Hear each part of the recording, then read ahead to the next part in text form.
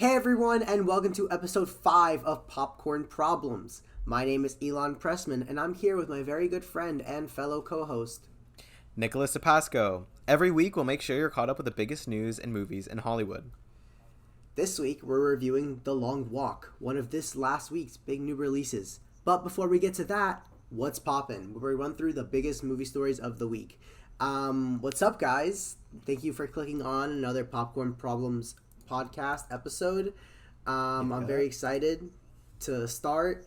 So let's start with the box office like we always do. At number 1, we have Demon Slayer Infinity Castle with $70.3 million. That's a record high for an anime opening.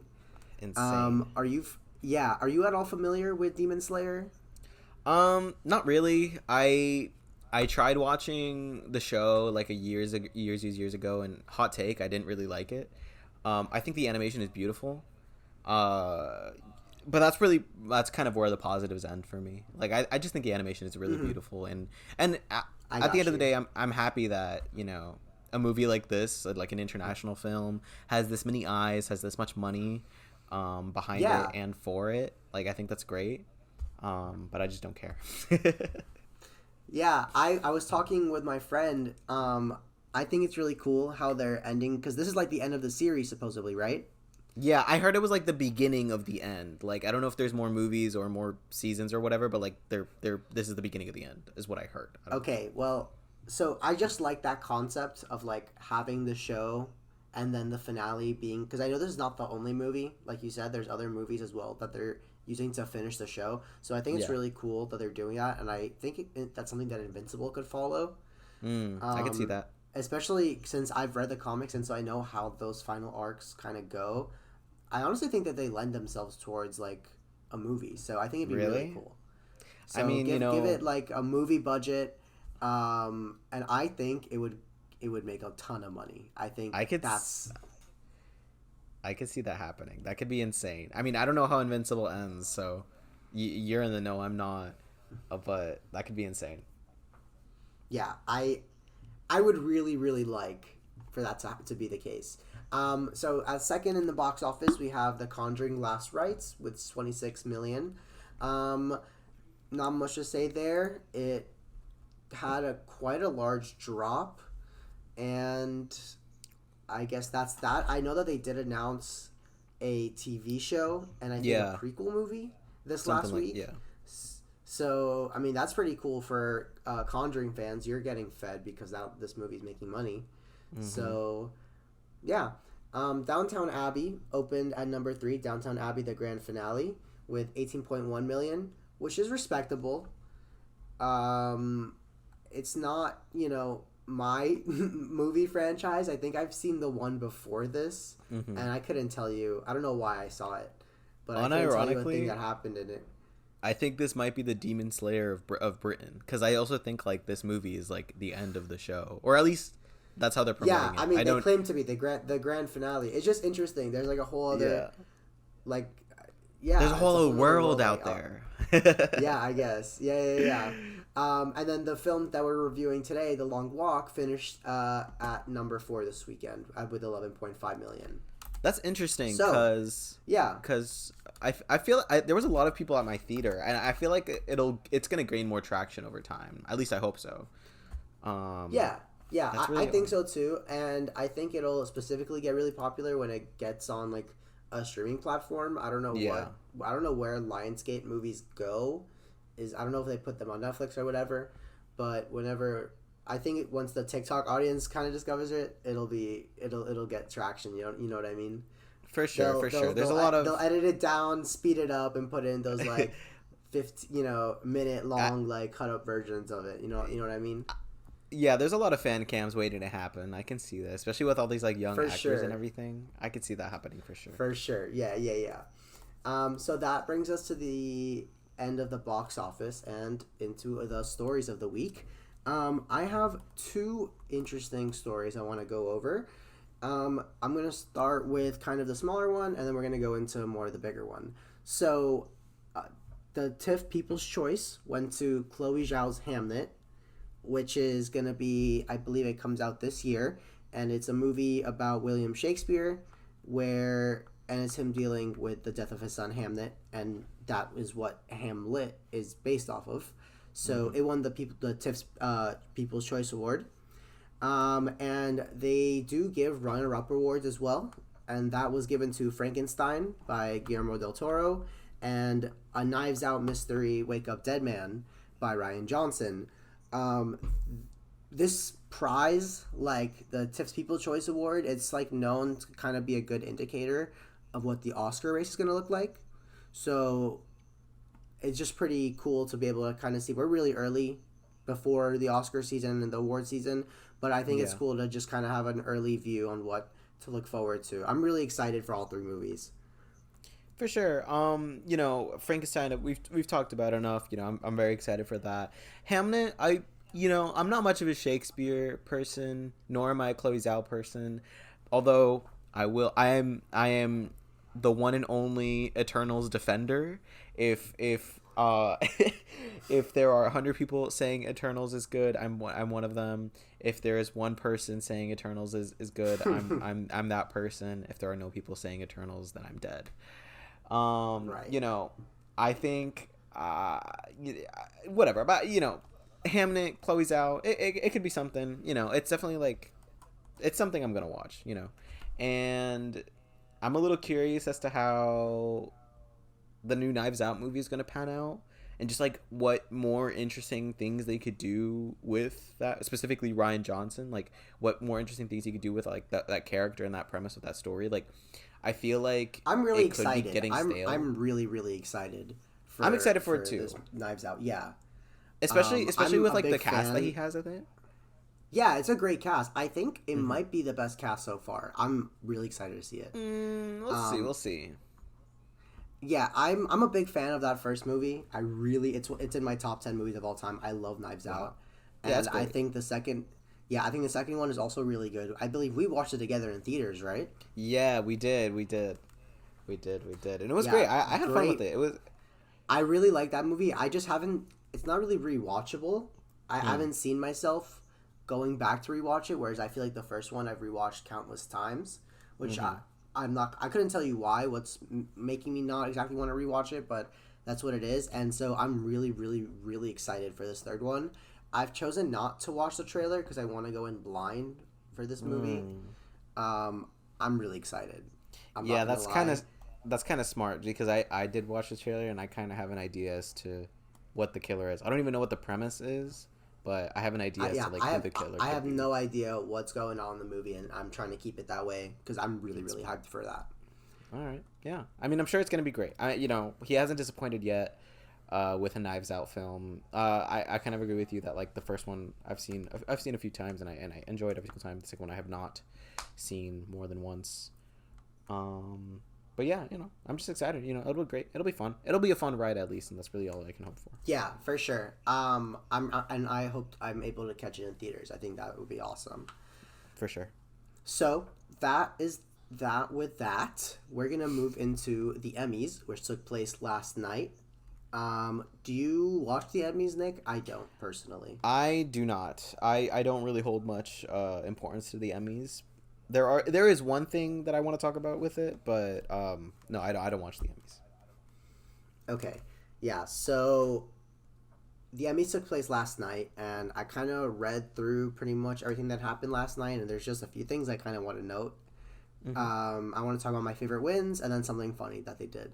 So the host Nate Bargatze did this thing where he pledged $100,000 to the Boys and Girls Club of America. And every single second that a winner went over their speech time, $1,000 would get deducted from that 100K. So it's like an incentive for like the people to stand within their time, and I just think that's really funny. I think it's really smart. Talk about. I think it's hilarious. I think that's such a funny concept. Whoever came up with that is so smart because just long speeches are ridiculous and they drive me nuts. And I don't watch the Emmys, so I don't know how exactly it works on the show, but if they include something like that for like the Golden Globes and the Oscars and just all the coming award shows, I'd be very, very grateful. What's your input on it? Yeah, that's the thing I wanted to talk about, which I didn't like as much, honestly. I feel like, Really? yeah, I think it's a funny idea, and like I see the point behind it, and I think for people who do watch this stuff, like well, I mean, I watch the Oscars. That's kind of like really the only one that I pay much attention to. Other than that, I don't really care for like the Golden Globes or anything like that. Mm-hmm. As I think most people do. Um, but yeah, like I feel like it's kind of weird just because I don't care about like the donation aspect of it all. I just think I'm not a biggest fan of like not letting these people talk. Like I want to hear from the winners, even if their like speech is kind of rambly or whatnot. These award ceremonies are like self congratulatory ceremonies, but they're not even letting you be self congratulatory in peace. You have to always be constrained with time. And yeah, a lot of speeches ramble and just kind of don't really have a point, but also sometimes you get like some meaningful shit out of what the people say, out of what the makers of the things that we love to watch say. And Mm-hmm. I think it's like low key disrespectful when they're like trying to say something and then like they start like they put the counter, or they put like the try to go away music. It's like, bro, like just like let them talk in peace. Like they literally just won their award. They know they're not going to be there forever. Like I don't know. I think it's funny on paper. I agree with what you're saying 100%.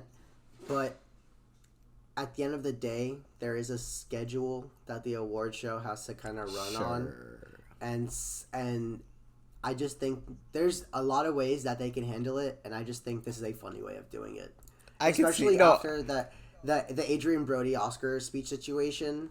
That caused a lot of like controversy because like he like literally shushed the music that was trying to get him to shut the fuck up. I just it has to get addressed, and I'm sure maybe they're gonna make some jokes about it at the Oscars as well. That's just what they do. And I just think it was a funny way of addressing it. Yeah, for sure. I mean, I do think it is one of the more interesting and creative ways to deal with it, but I just don't like the principle behind it. But it is an issue. I see both ways about it. Yeah, yeah. So now I'm gonna get into my favorite wins of the night. So the first thing I want to mention is Christian Milioti winning for the Penguin. Yes. Her role is Sophia Falcone. Very, very cool. She's very the good. fourth person in history to win an award for playing a comic book character. Wow. They're all from DC, interestingly enough. It's Heath Ledger for the Joker in The Dark Knight, Joaquin Phoenix for the Joker in Joker. The Penguin won I believe it was the Golden Globe. Colin Farrell won for the Penguin, and then now Christian Milioti won the Emmy for the Penguin as well. So I think it's really cool. It's also really good on the show that both the leads won pretty high class awards, I would say. Well deserved. I just think it's really cool. Yeah, I think it's really good for that show. I really like that show. I think it's a really well made show. I know that show. The Penguin got, I think, 8 Emmys last night. I don't have the number, the official number, but something like that. They got a decent amount, so I'm really happy for it. Then I also want to mention The Studio. Have you watched The Studio, Nick? I haven't finished it. I've seen like the first 2 or 3 episodes. But I think after a while, just like, oh my god, this is so stressful. Like, I do want to finish it though. I do like what I did see. I thought it was fun. Such a good show. Yeah. So it won a total of 13 Emmys, which is breaking the record for the most wins for a comedy series in Emmys history. So that's so good for that show. From it won from directing, for performances, for writing, like pretty much all the Emmys that pretty much all the major comedy categories. It just swept. Seth Rogen himself won 4 of those Oscars. That's crazy. Which ties him for the record for most Emmys won by a single person in one night, and that includes Best Actor in a Comedy Series. He also got the one for writing, the one for directing, and then he also accepted it for just Best Comedy Series in general. That's insane. I mean, I'm not surprised. Like, the Hollywood and the industry itself like loves stories and movies and TV shows about making movies and stuff like that, or just like the industry itself. Yeah. Like the industry loves media about the industry, so I'm not really surprised. I'm just moreover excited about Seth Rogen and like what he's doing and like his future in Hollywood and he's and awesome. producing. I love him so much. He's been doing so much He's good so shit. great. I mean, he did the show, right? But he also did TMNT Mutant Mayhem from like a few years ago, which I absolutely adored. Yeah. Like he produced it. Classic 2000 comedies. So many of them are just, like I said, I watched 4-Year-Old Virgin the other week or whatever. He was in there. Superbad's one of my favorite movies of all time. That's him. So many classics, and And I think I he also really defined. Sorry, what were you saying? no, sorry, continue. I'll let you finish and then I'll say what I say. Yeah, I was just gonna say I feel like he really defined a lot of the type of comedy I enjoy. For sure. I just really mesh with his sense of humor. I get it. No, he's a funny guy, and I do really love like 40-Year-Old Virgin, Superbad, all of just like those like classic Seth Rogen films. I haven't seen one that I haven't really like not liked. Even the interview itself, is really funny in my opinion. But I'm also just really excited. I don't know why I didn't mention the interview. The interview's awesome. The interview is so great, and like I just love everything that happened around. I feel like I feel like the whole story about the interview and it coming out and everything. I feel like that could be a movie in itself, directed by Seth Rogen. You know what I mean? So good, so good. Dude, no, and I'm also just excited for the future because I heard that he was producing a Muppets revival show with Evan Goldberg, his co-worker or his co-person. Yes. Is a dream come true. I love Awesome. the Muppets with all my heart. I can't think of a better group of people to be working on that shit right now. Like honestly, it's perfect. It's perfect. It's so awesome. So good. It's so good. I can't wait. I genuinely can't wait. It's great. I'm just excited for it. Yeah. And excited for anything he makes in the future after that because I fully trust this man in what he does. Totally. So that brings us to the end of What's Poppin' and into what we watched. Nick, would you like to start us off? What is something that you've been watching this week? Sure. So this week I started watching Dexter, actually, the classic Miami crime show that has been really popping off on the internet. Yeah. Yeah, I mean, it's been really popping off on the internet, like with the memes, it's a surprise motherfucker, and just like jokes and everything about it. So I was like, I'll give it a watch, and it's honestly not bad. I haven't seen a lot of it, only like the first like few 10 episodes or so. There's like a lot in like it's not a lot. It's like there's like 23 episodes or something like that in the first season. But I've been enjoying it. It's been nice, especially, as a Miami native, like I'm looking at a lot of like the iconography of it and I'm like, oh, hey, that's where I grew up. And that's really cool. Yeah. And I love like the character of Dexter himself. Like he's great. The way that I guess like the way that they really like scope into his mind, without giving too many spoilers, like the way that they really scope into his mind through his narration and like really clue the audience into like how he thinks and why he's thinking this and why he's like not thinking or feeling a certain thing is very interesting to me as a person who kind of like grew up also watching like a lot of like true crime podcasts and TV shows and such. Like it's very interesting to me, and it's also funny. It's a very funny show. The memes are very much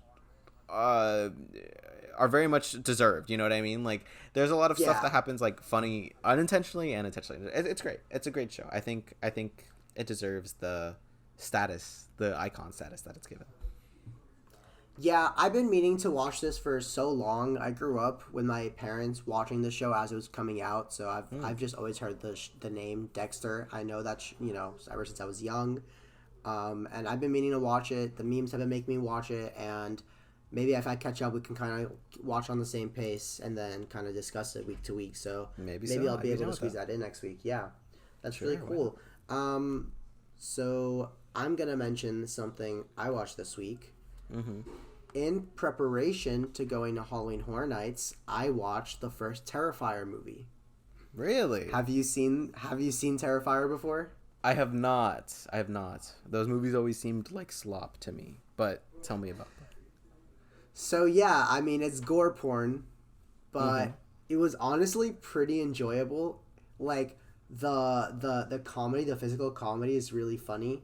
Really? Like Art the Clown is low-key hilarious. He's gross and disgusting and putrid and crazy, but he's funny because he's basically a mime, Mm-hmm. and I thought it was great.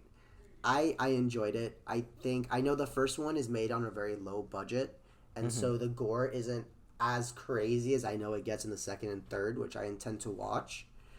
But I just think that it was just such a fun time. I just sat down with my roommates, turned the lights off. It's not even a long movie. It was like an hour and 26 minutes, and just let Art the Clown freaking wreak mayhem. There's this one kill, and I'm not gonna say it, but it was just so gross and hard to look at. And I think it had like a $50,000 budget, really low budget That's for like a insane. move for what it pulled off, and it was it was gnarly. I mean, and then seeing it in real life in the house in Horror Nights, they actually recreated that kill I'm talking about. Really? Disgusting. Yeah, Wild. it was crazy. Do you think for like Um, the average, I guess like do you think like the average moviegoer would like enjoy Terrifier or like the Terrifier series? Well, you haven't seen the series, just the first movie. well, I think if they enjoy gore and like horror, like slasher movies, like that Mm-hmm. type of like, yeah, but also kind of like low budget slasher movies. If you're into that, I think definitely watch this. If you don't mind gore, I think you should watch this. And if you just want to have a fun time and just watch stupid people get murdered, Mm-hmm. you should watch this. I think it's really cool how quick Art is becoming like a big horror icon. Yeah, I've Like been I seeing her feel like around he a lot just too. yeah, I feel like he just kind of spawned in, and he's kind of like everywhere now, and I think that's really cool. Like I feel like it's like a modern day Ghostface almost. Like we're just seeing a big franchise in its early stages. Which we need, honestly. I'm kind of sick of seeing the same like icons that we've had for the past like 50 years. You know, Michael Yeah, I Myers, cause Ghostfake, Freddy Krueger, yeah, whatever. yeah, I couldn't tell you like another big horror character. I guess of our time. I guess maybe the Black Phone, like the guy from Black Phone. I I haven't remember seen that movie. they were trying to make Megan a thing, like the robot. Yeah, and I'm not gonna lie. Before that second movie fucking crumbled, that movie was terrible. I was rooting for it. I liked that first movie, but that second one was just it was bad. I haven't seen either, but I just didn't care. I don't. I never found either particularly interesting or scary or enticing at all. I feel like I guess like another modern equivalent of like a horror icon would be like Freddy Fazbear. Now that he's movies, now he's not just video games. I suppose. I suppose. Mm-hmm. I think I it's could see that. interesting to see like 20 years from now to see where these franchises are gonna be at. Yeah. But I wouldn't. I never would have thought of Freddy Fazbear as a horror icon, but I could see that happening. Well, we'll see what happens after the second movie comes out. You know what I mean? I mean, he's in Halloween Yeah, Horror Nights too. So it really all depends on the second movie and if that does well, which yeah, I'm sure it will. So for sure. Yeah, yeah, hmm yeah. Nick, what else have you watched this week? Um, I watched Jaws for the first time on the beach, as I mentioned a few weeks ago, and it Hell was yeah! nice. How was that? It was nice. First off, it was a very nice experience, like watching it on the beach, like with my girlfriend. Like I don't know. It's a unique experience that I don't think I could get anywhere else. Um, that sort of like setting, especially since I watched it in Long Island, and I think the film is in Long Island, or at least some aspect Really? in the Oh, Long that's Island. awesome. Yeah. It's kind of crazy to think about it. It's like you're in the movie. But other than that, like the movie itself, I said this in my dumb little letterbox review, but I wish I was in 1975 watching it for the first time, because I've basically seen Jaws just through cultural osmosis before actually Yeah. seeing the movie. Like, there's I already know so much about it. So like actually watching it's just so ingrained in the cultural zeitgeist. Exactly. So like actually watching it for the first time, there was just like so many things that like that like just didn't have as big of an effect for me as I think I would have if I was completely blind to Jaws, I guess. So I kind of wish, like I said, like I wish I didn't know anything about whatever. I didn't know anything about anything. I wish I was born yesterday is basically what I'm saying. Uh-huh. But also, regardless of that, I also thought like the movie sometimes could be like slower and like honestly kind of boring, especially everything before Quint becomes like a central character. Mm-hmm. Everything kind of before that is just kind of sort of uneventful. I don't really care. After he comes on screen and is like a part of the main cast, I feel like the movie really picks up a sort of pace and energy. And I would say like for sure like my favorite parts of the film is towards the end when they actually like, get on the boat and actually start hunting the fucking shark. But yeah, I mean, it was great. It was I see why it is the film that it is revered as the film that it is in terms of just like pop culture. Right. And you have to respect it for what it is. You have to respect it for it being the first of many things. But yeah, I don't know. It's the first blockbuster. It's why it is considered to be the first ever blockbuster.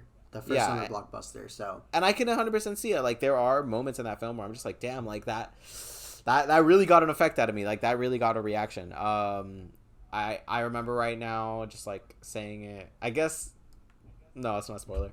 I was trying to think of like spoilers for a 50-year-old movie. I think you can. Yeah, I was about to say. I think you can get away with spoiling Jaws. maybe.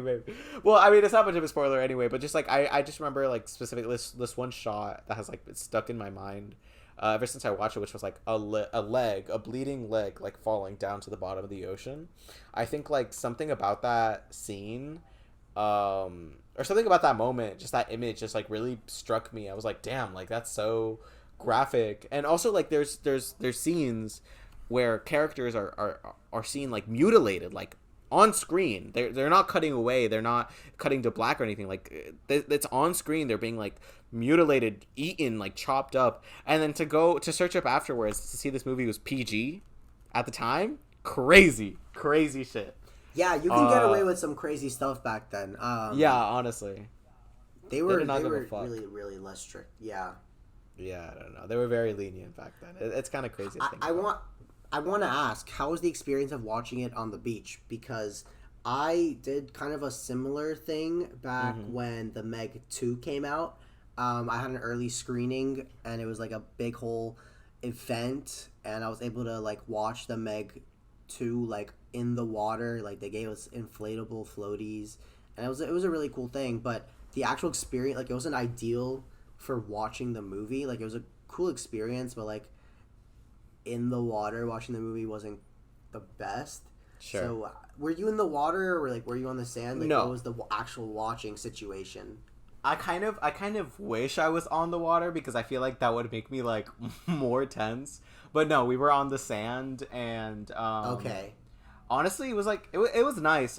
We literally sat in front row, in front of like everyone, like with our little blanket, and it was nice. The only thing I'd say that was like really was like dampening my experience was just having to sit on the sand and like laying down and like not having a chair.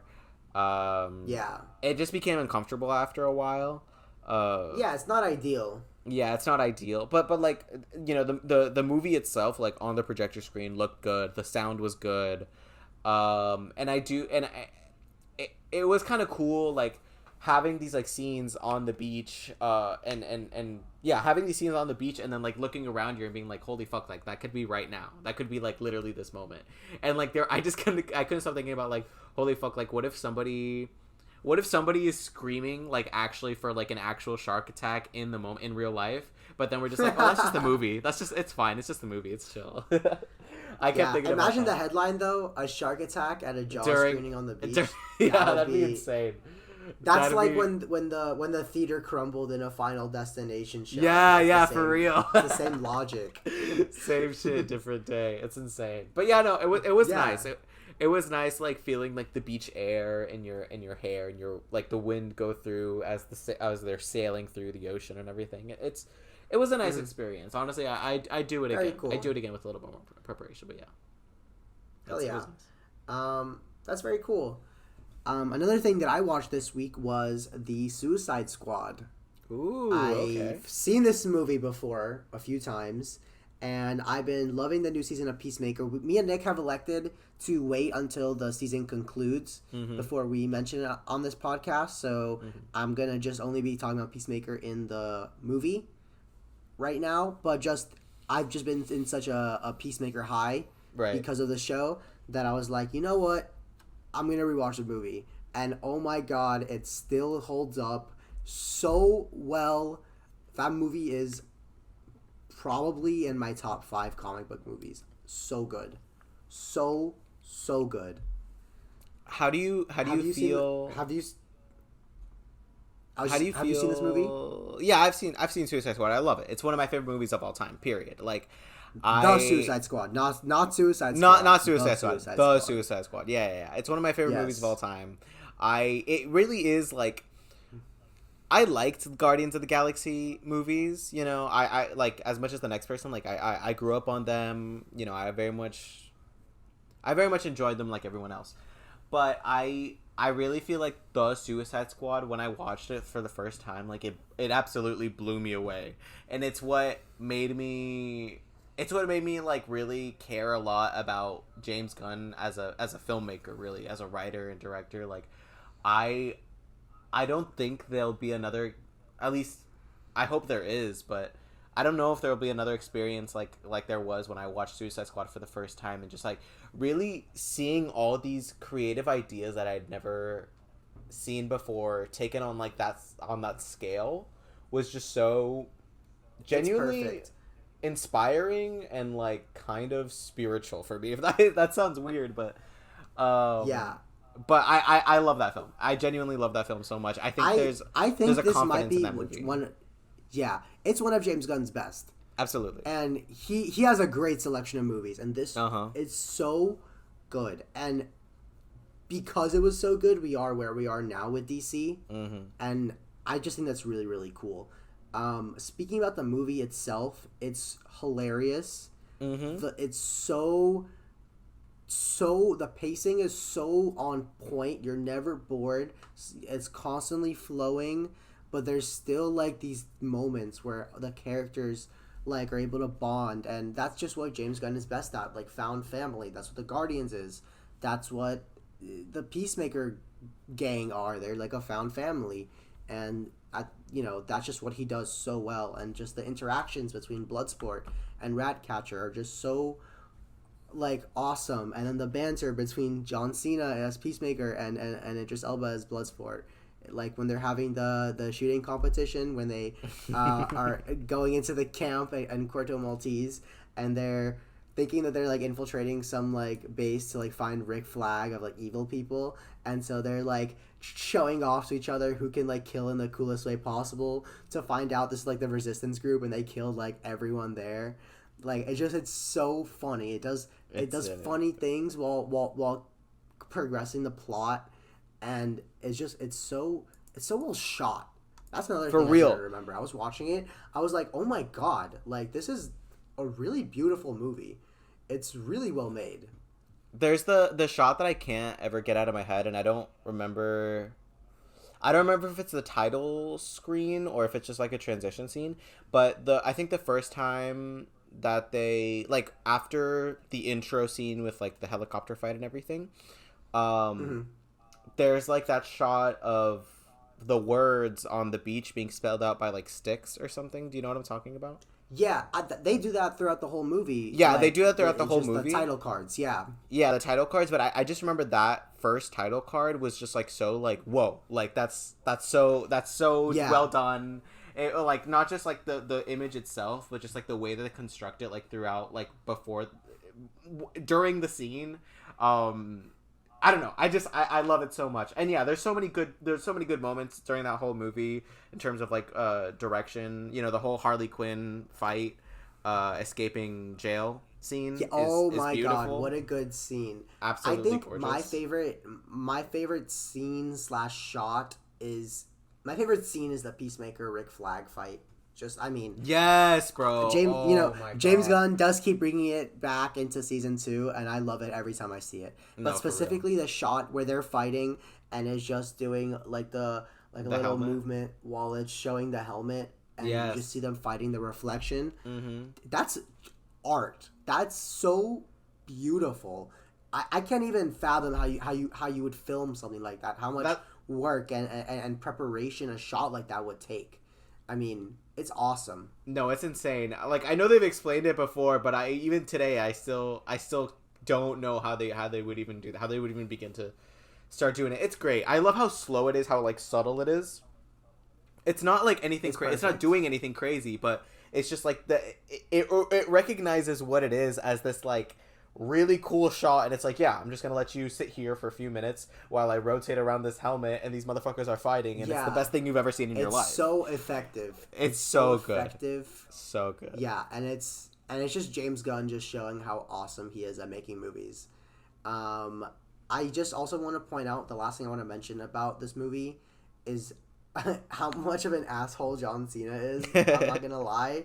I cannot believe it's so jarring seeing where he is currently. While we're filming this, we are 4 episodes deep into the second season of Mm-hmm. Peacemaker, and it's like they're two completely different characters. His character development has been so strong, and I think it was really cool for me to go back and just see where it started compared to where he is right now. Yeah, I In did the want to season. ask you that. Like, how do you feel? How do you feel watching the Suicide Squad after having so much Peacemaker lore knowledge? I guess. It was really cool because also Harcourt is in it, Economos is in it, and Right. when I first watched that, like I wouldn't like they were just random people working at the office, but like Mm-hmm. now it's so cool just seeing them, and I just love how James Gunn works and the way he constructs stories and characters. He's just great, one of my favorite working directors, and we're so lucky to have him running DC right now. I think. Absolutely. One more thing I want to mention about the Suicide Squad is I just love. I mean, not even about the Suicide Squad, but just about James Gunn and how he works. I love how he makes how he has these fantastical ideas, like very rooted in like the silliness of comics, like for example Starro and just all of that, but he still keeps all of his characters very grounded, very like on Yeah, emotional, very there, very human. You know what I mean? Like he's not afraid to like tackle these. He doesn't lose himself in the silliness of comics. He's like, yeah, this is all very silly, but these people are real, and these situations that they're going and through they have real are real. feelings. Yeah, to them Yeah, it's real. He can make a character as silly as Polka Dot Man work, and yeah, you like him and you feel for him. And spoiler alert, he dies, right. and I was like, damn, like that's so sad. Like I really like this guy, and it sucks that he's dead. And that's one thing watching in this movie. So many people die, so don't Hmm. ever get attached to any of the characters if you haven't seen it. It's just such a good movie. It's I so can't great. recommend it enough. I I Yeah, I would watch. I would watch that movie forever, bro. Like it's so good. yeah. For real. So with that being said, let's move into this week's main feature, The Long Walk. I'm going to start with a quick summary off the internet. It goes that teens participate in a grueling high stakes contest where they must continuously walk or be shot by a member of their military escort. So first we're going to start with spoiler-free thoughts and then move into spoilers. Nick, what did you think about the Stephen King adaptation of The Long Walk? Yeah, I thought it was okay. I mean, I thought it was good. I liked it. I enjoyed my time. It was missing I don't even know if it was missing things. It was just like, I don't know. I feel like there was an emotional effect that I could have felt more than just like the thrill and the suspense of it all. Like a lot of what like gets you in the movie is just like, oh my god, they just did that. Oh my god, like they like, you know, it's like this very visceral reaction of like certain things happening, which I'm not gonna spoil. But I feel like that's kind of a lot of what just the movie has to offer, and then on the, I guess, like more personal, like emotional aspects of like the characters themselves and like what they're going through, it flounders a lot on that end, I feel. But yeah, I don't know, what would you Really? think? Yeah. So I like this quite a bit. Mm-hmm. I think that it's a really heartbreaking character study, I guess is the way I would put it. It's a character driven story, and the concept is that one of these children, not children, teenagers, sorry, are gonna survive. So most of these characters are gonna die. I mean, it reminds me a lot of Squid Game while I was watching it, to be honest. Yeah, I could see that. Yeah, yeah. So it was the same concept where you can't really get attached to any of the characters, and the movie honestly made that really difficult. Because I really liked some of these characters. I liked the friendships and the bonds that they were forming. I thought it was really, it was really sweet because these guys know that they're not gonna live, so they have no reason to be forming these connections, and most of them don't. There's so many asshole archetype characters in this movie that really, serve just to be the asshole of the group, but the bonding that the main characters have, I think it's so honest. Like their friendship was so pure, and even when one of them could do something wrong to the other, he's still like there supporting him, and he had no reason to, and I think that was really really nice. Yeah, I mean, you know what? I would agree with that. I do think, like just a lot of what like shines of this film is like kind of the dynamics that what these characters have to offer, and you know that whole like aspect of it. But I also feel like just I connected with them more as a group and not necessarily with them as people individually, if that makes sense. I agree for everyone except the two main characters. See, I feel like it was the two main characters that I really just couldn't get behind for some reason. Like I couldn't really care about. I felt like Really? I cared about a lot more about the other characters, more than the two main characters, as they kind of just felt like blank slates to me. And every single other character like seemed to have more of a personality behind them. Maybe intentionally. I don't know. Like Interesting. kind of like how in video games, sometimes the main character will just be like a blank slate so that the audience can project themselves onto them. Yeah. I was thinking like maybe they were doing that with the two main characters. Um, but yeah, I felt like I really liked a lot of the side characters more, and when we were just left with the well, I'm not gonna say specifically because we're still on spoiler territory, but when we're just left with like the finals, I'm it definitely lost a lot of energy with me. Really? Yeah. Because I was gonna say I think my favorite parts were towards the end where we really got the personal moments with a few characters. Um, that was when the movie was at its strongest. I feel like. I think the movie was really well performed by all the characters. All the my only thing with on this side of the movie is I couldn't buy that they were teens. Yeah. I mean They I'm not sure if they are teens. A lot of they them. are. They're supposed to be teens. They're supposed to be teens in the. Go ahead. Cause like in the beginning of the film, they make a big deal out of pointing out that like one of the, I guess, weaker characters is 18. He just turned 18. Yeah, you're right. So I think they're like in their like maybe like young late, adults. Yeah. Yeah, young adults, like early 20s, like late, if anything, like 19, 20 or something like that. I could see Yeah. that being a thing.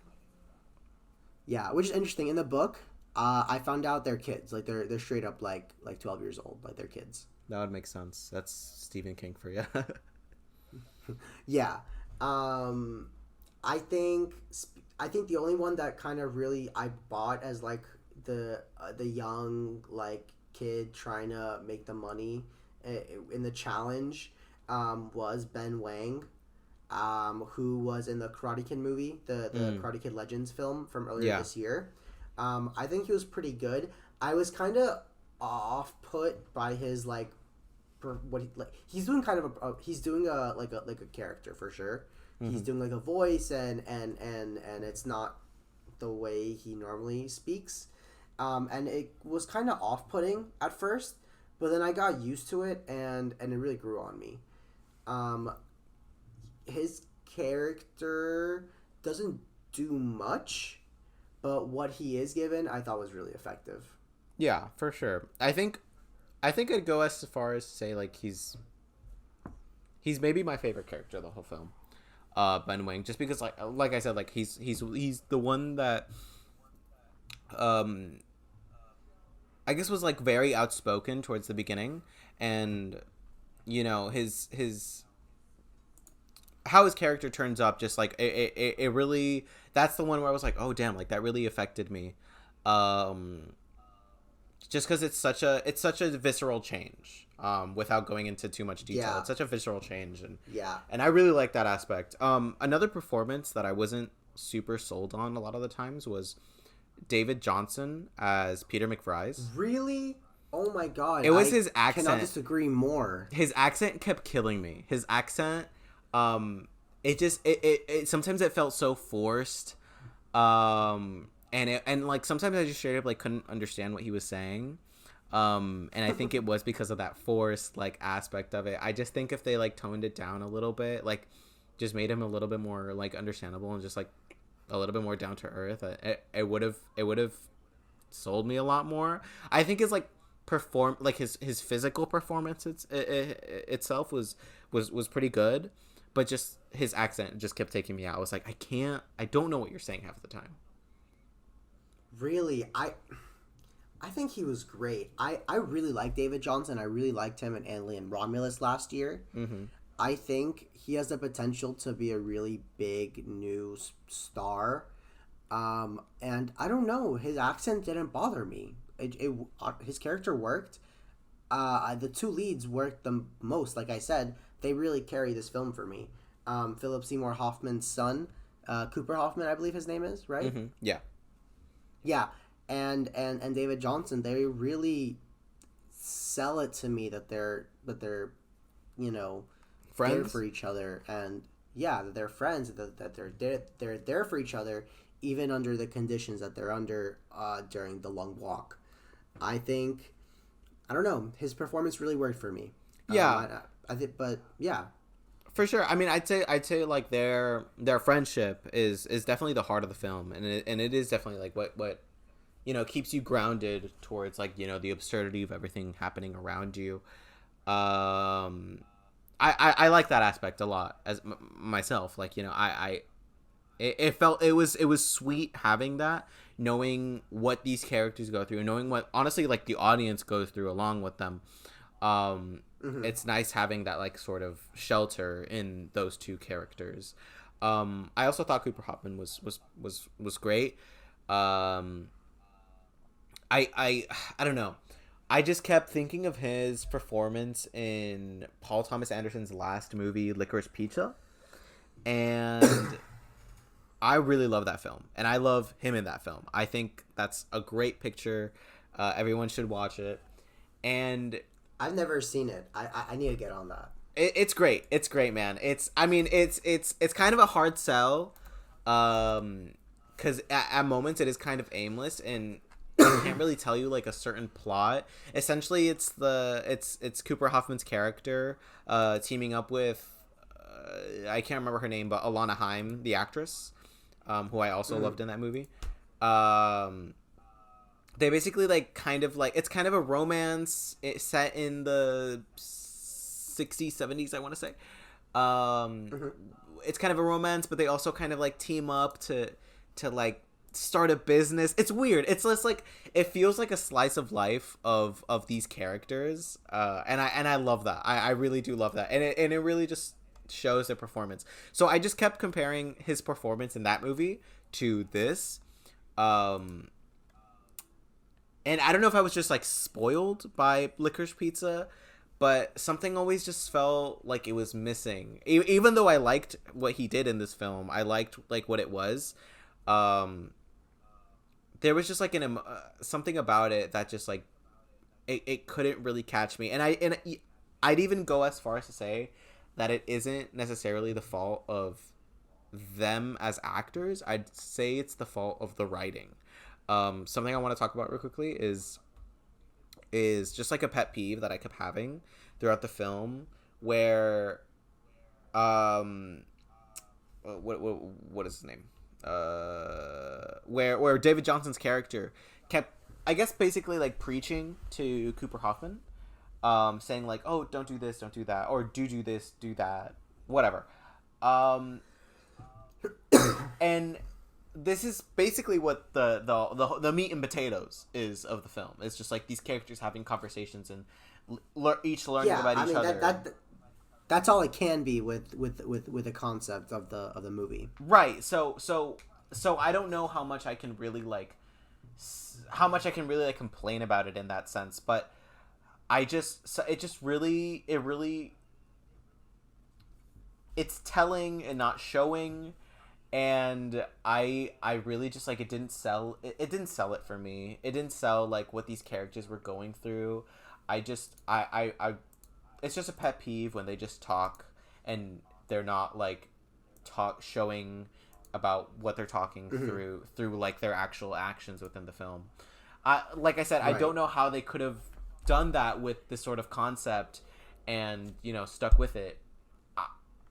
But regardless, I just think I think maybe with like a more experienced writer or just like a better writer, that could have been avoided, or there could have been a way that like I could have emotionally connected with these characters, but I just feel like Yeah. it didn't reach that far. It was reaching, and it certainly reached some people, Hmm. but I don't know. I just felt like it didn't reach me. I see. Yeah, I also want to mention I think it's shot really well. It's directed by the guy who did the Hunger Games movies, Yes, and so he already has like experience with that dystopian vibe, and it works really well in the movie. I yeah, think it looks really nice. There's just these beautiful like drone shots of them just walking in the gross dystopian world that the film is set in, mm-hmm. and I just think it works. Like it really brings you into the world and really makes you understand the environment that these characters are walking in. Kind of puts you as much into their mindset, I guess is the word I'm looking for, their For sure. vibe as they can. I think it works well for me. I think it's directed well. No, absolutely. I would agree. A lot of it is, honestly beautiful, especially with those scenic shots, of like the landscapes. The one that's coming to me right now is like the bridge dam scene, or the bridge dam shot.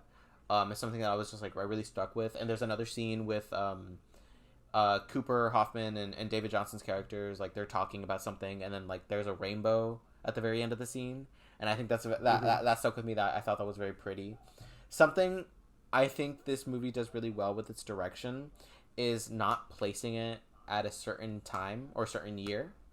Um, Even though I think like it's like it's alluding to it being like at some point in the future, like at some point in our future. But Mm-hmm. regardless, it doesn't have like any sort of, it doesn't have like iPhones or anything like that. It's the only thing that they really mention is TV and broadcasting. Um, so I think they did a very good job at maintaining a sort of timelessness, without placing it in a certain time frame or year. They just say like, yeah, there was a war, and now that's why we're in the situation that we're in, and we have some technology, other we don't have other technologies.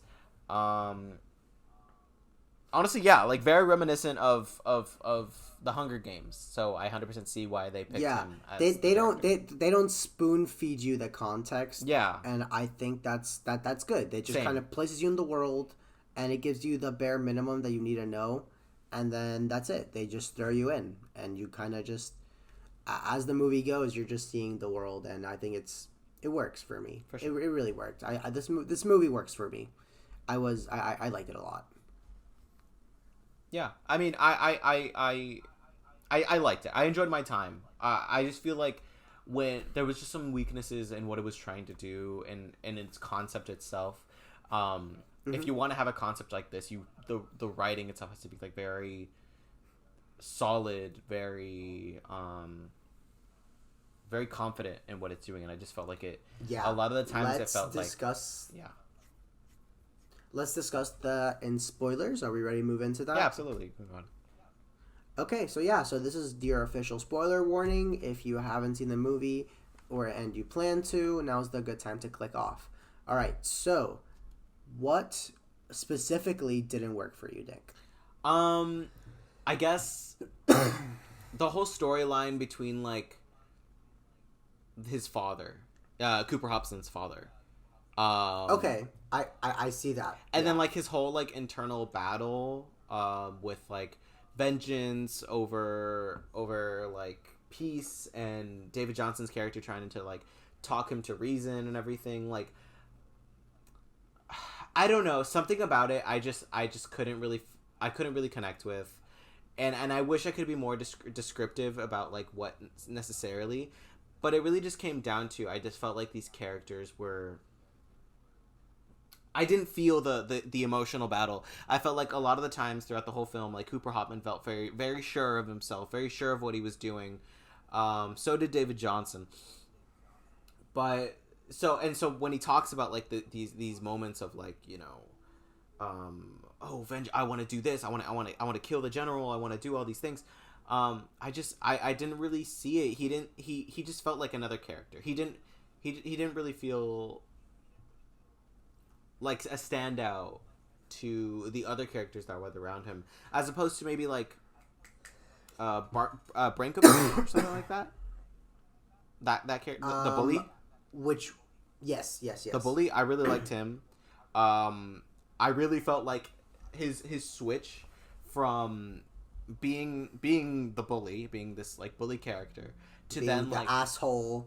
Yeah, like making fun of everyone, to then like, you know, desperately seeking that that sort of emotional or that sort of like companionship.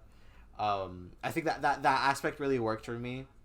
The actor really sold it. Yeah, same. The actor really sold it. Like you can really see just how desperate and like conniving. He's like don't like please tell me I'm not a killer. Yeah. Like please reassure me that it's not my fault. Like I really sold it. No, I really bought it. Sorry. Yeah. No. I 100% bought it too. Like I thought that was a highlight of mine. Like I said, I liked Orson, the tiny one. I want to say what's his name? Oh, Ben Wang. I liked him a lot, and yeah, another thing that I just didn't really fuck with, that I think cements everything that I've been saying, is the ending. I don't know. I kind of want to hear your thoughts on the ending before I say what I want to say. But yeah, I don't know. What do you think? Yeah, you're good. Before I get into the ending, there's something I want to circle back to the whole father storyline. Mm-hmm. That is definitely the low point of the film, and I think that's what stops it from like really being a perfect movie, in my opinion. And I think a lot of that is because of like the major character. I don't think Mark Hamill works in the role. I think the role is underserved. Like he doesn't do enough in the movie, and we don't learn anything about him.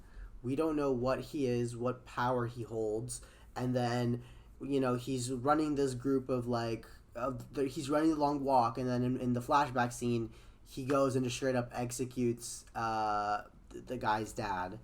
And so I wish they were more specific with what exactly the rules of the world were, and the rules of like what the role he plays in this world is. That is kind of the only thing I could really complain about. So we can move into the ending, like you were saying. Wait. I do want to talk about worked for me. Mark Hamill a little bit. Yeah, go ahead. I agree, absolutely. I do think he should have been in the film more. I liked his performance a lot. I liked his character in the movie. I wanted to see more of him, and but I was surprised. He played the role well. Yeah, but it just didn't work. He wasn't in it enough. For sure. Didn't add anything. I was really surprised when he showed up to kill his father, Cooper Hobson's father. I was just like, okay, so they just have like one general guy who's just going around and killing everyone, and he also I thought it was really silly. Manages the long walk. Same. I feel like I if he was the one to like give the orders maybe and like from an ivory tower, I feel like that would have that'd be more believable than just like him himself doing it. I thought that part was weird as well. His presence is or his lack of presence is very much felt in the movie because like they have him show up like a few times like in the beginning, then like a few times when like the walk is starting, then they kind of entirely forget about him until the very end. Yeah, and I think that like your problem with the ending, I think that would have been honestly kind of fixed had we gotten more of the major character and built up to him dying and really seen why he does what he does. I think it would have made the ending a lot more impactful. Yeah. I still like the ending. I think that final shot of him he keeps walking. I think it really works. I just wish it would work better had we gotten more of the major character. I have like we can start talking about the ending now because I have my issue with the ending is something else. But yeah, okay. I don't know. What do you think about the ending? I think you already started talking. I was saying I think it works for me, to some extent. I think that I really like the final shot, and I think I don't know. I think I really think it would have been much better had we gotten more of the major character, like I said. But I think it does. It works for me. Sure. It works. So like my issue with the ending is the fact that it just pretty much negates everything that this character has been talking about throughout the whole film, and also it negates the whole purpose of Cooper Hoffman's sacrifice by the end of the film. Like the whole reason he sacrifices himself, the whole reason he's fighting and then eventually sacrifices himself is because he doesn't want this violent end. He sees that this is not the way that it should be, and then he decides, I can't see another way, so I'm just going to kill myself because because this other person has actual light in his soul, I guess, is the way that they kind of put it. And I know they'll do something better with the eventual reward, with the wish. So then to kind of see like that character throw everything that he was talking about for the past hour and 48 or 48 minutes, his whole ideology, and eventually like kind of waste the sacrifice of Cooper Hoffman to just do what Cooper Hoffman was wanting to do to begin with. Like it really felt like a slap in the face. It really felt like a slap in the face to Cooper Hoffman's character, and it's kind of the audience too. Like they were trying to really a little bit like I wouldn't say it wastes his sacrifice though. He sacrificed because he thinks this is a better human being that deserves the chance to keep on going. I see the point, right? I see the point, and I'm not saying like I feel like in a better built up film towards the ending, the ending itself of like him doing that, shooting the general, could have worked. I think it could have worked, but I just think because this character was so headstrong about like, you know, Cooper Hoffman not doing that, it just felt like so like, okay, so you just like change your mind at the very end, and so everything that you said doesn't matter, and now I have no idea as to like what as to like what the point was. I have no idea what the point was. If the Right. at the end of the other point was he was just going to do violence. He's just going to perpetuate the violence. Yeah, I mean, like I said, like I feel like the ending could have worked if it was built up differently. If there was like some other, which I can't even explain, right? Like I don't even know, but and also the fact, like I said, sorry, just one more thing. Also the fact that like Yeah. that he shoots the general and then we see no reaction from anybody at all, like kind of on purpose. I don't mind the ending of him just like walking, like just keep walking. But I would have liked some sort of resistance, some sort of reaction. But it really just he shoots the general and then just the whole world goes quiet, and I'm just like, okay, but like what, like, you know, we have this whole crowd. This is the most people we ever seen in the whole movie, and then we just kind of forget about it. I think it's on purpose. I think it's on purpose. I think it shows that like even you kill that guy, you're gonna have to keep walking. You keep going. Nothing really changes. But see, like it just felt like there's no consequence. It just felt like there's no consequence. Mm-hmm. And I don't even have I wouldn't have a problem with him like shooting him and then not having a consequence. But I mean, like in the setting of the frame, in the setting of where we are in the world right now, in terms of like, in terms of the movie, in terms of like, you know, there being a crowd around him, there being all this military around him, there being all these people watching what he's doing and everything like that, like.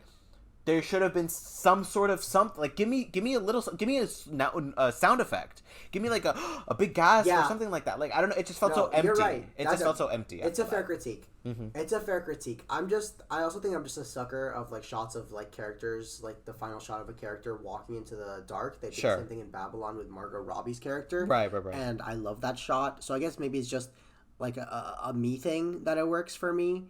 But I definitely agree. There should have been some sound effects, something.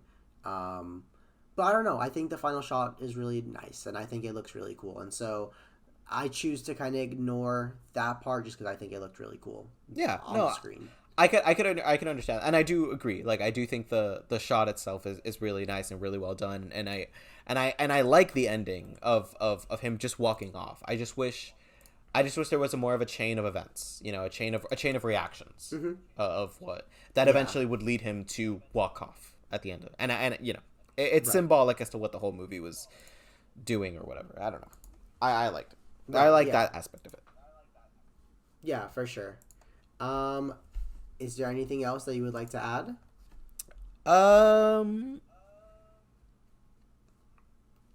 Yeah, I felt like it kind of got repetitive a little bit. Just, you know, I felt like a lot of the ideals that these characters were talking about,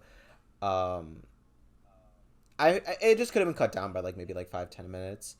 Yeah, I definitely think it could have been 10 minutes shorter. That could have definitely benefited it. Mm-hmm. But I think that the way that the contestants were killed off one by one was different enough that I wouldn't call it repetitive personally. Sure, I can see that. I kind of do want to add something to that. I do like the variety that they have in this film, like the variety of what they do with the actual concept. You know, they don't just have like every character like die because they stop walking because they're tired. You know what I mean? They have them react to certain things. They have them like do certain. I guess we're in spoiler territory, but I still don't functions. Want. Yeah. I did like that aspect, and seeing how specific characters reacted and how their eventual death was specific. That could only happen with that character. You know what I mean? Like, one that comes to mind is the Native American guy. I can't remember his name or anything like that right now, but I do like the way that he ended on his own accord, and also fighting against the trying to retaliate. It was really cool. Yeah, I thought that was nice. I just thought that was nice. I do, like I said, I like the characters around the main characters. I like also the main characters, but I just felt like the side characters were a lot more interesting, and I feel like I would have enjoyed if the movie was centered around like one or two of them, other than just like the main friendship. But whatever, it is what it is. I'm not gonna wish for a different movie that isn't what we have. Right. Yeah, no. I also do want to mention the hill scene when they're walking up the hill, and that was a great scene. I think that was my favorite scene. It was great. It was very well shot. It was very well edited and very well sound mixed. I liked it a lot, and I liked what eventually like calmed him down was his, David Johnson's character, and just like holding him together, and that whole scene I would say that's really my favorite scene of the movie too. Yeah, it worked so well, and that's the scene I think that really highlights their friendship and really shows it best. I think for sure. That's pretty much it. That's pretty much all I have to say about the film. It was all right. It was a good time overall. I feel like I complained a lot about it, but I will say that I did enjoy my time. I do not feel like I wasted my time watching this movie, and I feel like if you like, I guess if you like an intense film that will just like kind of like get a very visceral reaction from you, and also will also get you to connect with these characters, like you like connecting with characters, maybe like a little off-ball, like weird characters. This is the one for you. This is the one for you for sure. Yeah. Last week we forgot to do what we plan to watch in the following week. Oh, true. So I think let's make sure we do it this week. I want to mention 2 things I plan to watch in this coming week. I plan to watch Gen V Season 2, which premieres on Wednesday from when we're recording this video, which should be actually the day that this drops. I'm really excited for Gen V Season 2. Gen V Season 1 was a really pleasant surprise.